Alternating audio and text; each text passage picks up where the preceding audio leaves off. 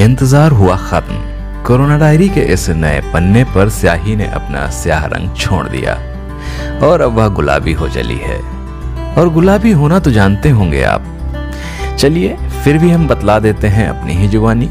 जब मन की तरंगें उस आवृत्ति से हिलोरें लेने लगें जिसे महसूस तो किया जा सकता हो पर बयां नहीं, हृदय की चाल में मस्ती आ जाए, दिमाग छुट्टी लेकर खुद को क्वारंटाइन कर ले और नजर में सूखे दरख्त भी सब्ज दिखाई दें। सूखी तिलमिलाती रेत पर जब बारिश की बूंदों का एहसास हो और दुनिया में तुम्हें कोई ऐब न दिखे, तब समझ लीजिएगा कि आप इश्क में हैं।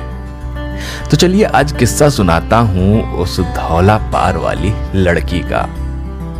बात थोड़ी पुरानी है और उससे राबता और भी पुराना, शायद सदियों पुराना।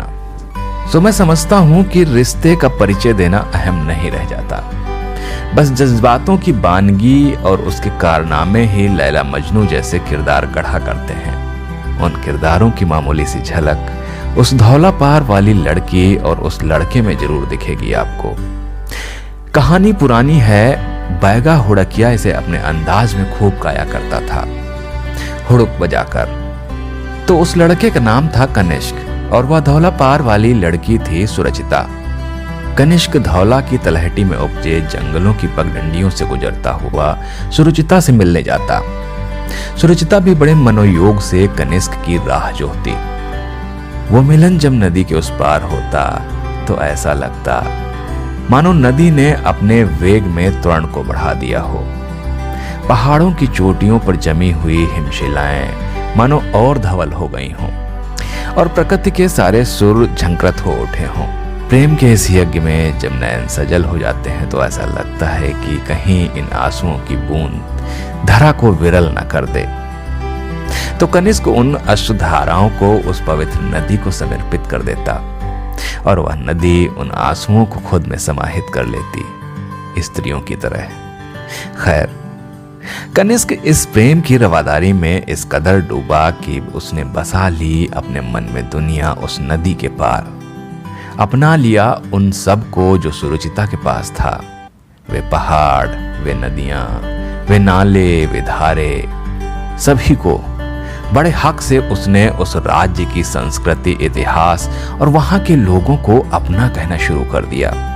और सच ही तो होता है, जब आप किसी के प्रेम में होते हैं उसका सब कुछ अंगीकार कर लेते हैं आप। कनिष्क रात रात तय करता था वह दूरी जो उसे सुरुचिता तक ले जाती थी। जंगल की रात्रि पहर की भयावहता, राहों की दुर्गमता, कुछ भी उसे दिखाई नहीं देता।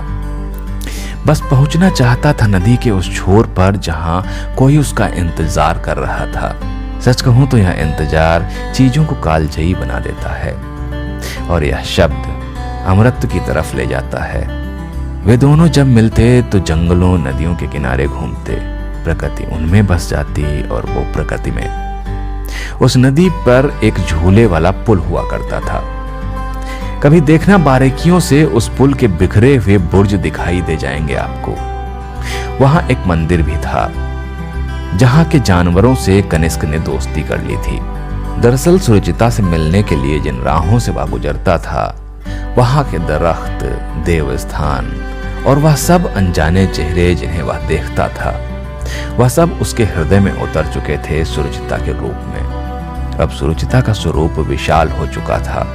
वह प्रतिनिधित्व कर रही थी पूरे राज्य का, वहां की संस्कृति का, वहां के पकवानों का, वहां की ऐतिहासिक इमारतों, कृषि और बाग बगीचों का। अब सुरुचिता केवल स्त्री नहीं रही थी, उसका विस्तार हो चुका था कनिष्क के हृदय की विशाल धरती पर। तभी एक जादूगरनी का अवतरण होता है इस कहानी में। वह कनिष्क को कई वर्षों से गुजरते हुए देखती। अंततः उसने कनिष्क का पीछा किया और पहुंच गई नदी के उस पुल पर जहां वह मिलते थे। सेतु या पुल का मायने ही होता है जोड़ना, और जोड़ने वाली चीजें मन में सदैव ऊंचे ओहदे पर होती हैं। खैर, उस बुढ़िया जादूगरनी ने सुरुचिता से मित्रता कर ली। वह भी उस राज्य की थी, सो बोली बानी एक मित्रता पल्लवित हो गई। बुढ़िया से यह प्रेम देखा नहीं गया। वह शैतान की बेटी थी और वहां के राजा की जासूस भी। उस राज्य में लोग उससे डरते थे।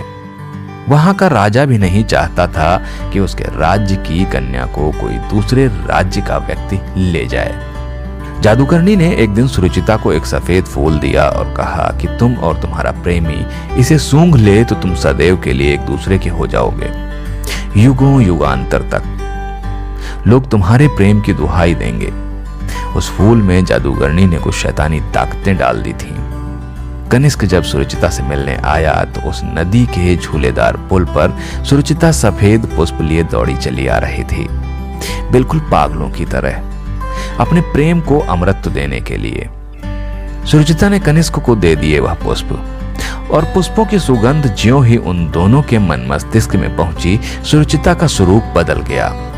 अब ना तो वह निश्चल सुंदरी रह गई और ना ही उसकी वाणी में वह ओज, वह मिठास बाकी रही। वह टूट पड़ी कनिष्क पर बदहवास होकर और राजा के सैनिकों को बुलाकर कनिष्क को कैद खाने में डलवाने की कवायदें करने लगी। कनिष्क अवाक था और स्तब्ध भी। महादेव इष्ट थे कनिष्क के, सो उन फूलों की मौजूद शैतानी ताकतें कनिष्क पर तो असर नहीं कर पाई, पर सुरुचिता को कुरुचिता बनने में तनिक भी देर न लगी। प्रेम का अभिमान धराशायी हो गया और वह पत्थर हो गया।